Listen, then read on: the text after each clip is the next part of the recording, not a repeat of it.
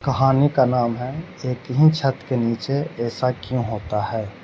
सुमित्रा देवी का छोटा सा परिवार था। बेटा का नाम विवेक, बहू नेहा और बेटी का नाम पूनम था। पति की मृत्यु के बाद सुमित्रा देवी ने अपने बच्चों को बहुत कठिनाई से पाला था। अब पूनम शादी नहीं करना चाहती थी और सुमित्रा चाहती थी कि वह अपने मायके में ही खुश रहे। नेहा एक समझदार बहू थी, पर घर में हमेशा तनाव का माहौल बना रहता था।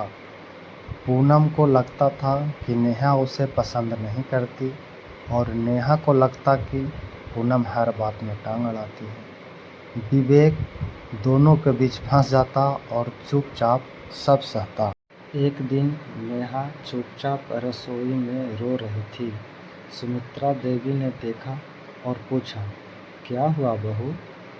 नेहा ने धीरे से कहा, माँ जी, मैं घर में किसी को दुख नहीं देना चाहती, लेकिन पूनम दीदी को लगता है कि मैं इन्हें हटाना चाहती हूँ। मैं तो बस चाहती हूँ कि सब एक साथ खुश रहे। सुमित्रा देवी को पहली बार महसूस हुआ कि नेहा की भी अपनी तकलीफ़ें हैं। वो सिर्फ बहू नहीं, एक इंसान भी है। उसी रात उन्होंने पूनम से बात की, बेटी नेहा तुम्हारी दुश्मन नहीं है। तुम दोनों एक दूसरे को समझने की कोशिश क्यों नहीं करते?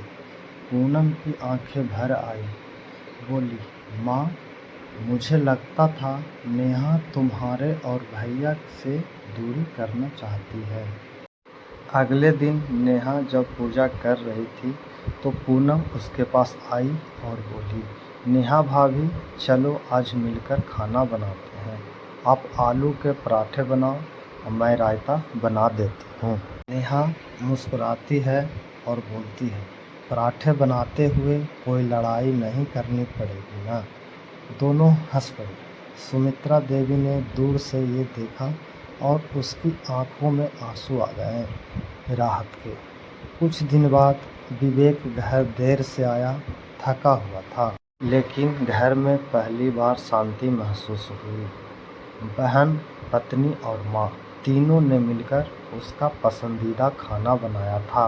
वो बोला, आज घर में अजीब सी सुकून की खुशबू आ रही है। मित्रा ने मुस्कुराकर कहा, जब घर की औरतें एक दूसरे को समझने लगे तब घर में मंदिर जैसा सुकून होता है।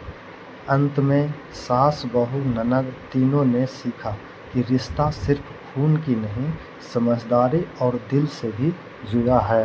अब उनके घर की दीवारें सिर्फ ईंट की नहीं, आपसी प्रेम और सम्मान की भी थी। अगर कहानी अच्छा लगा तो वीडियो को लाइक और सब्सक्राइब ज़रूर करें। नेक्स्ट पार्ट अभी आने वाला है।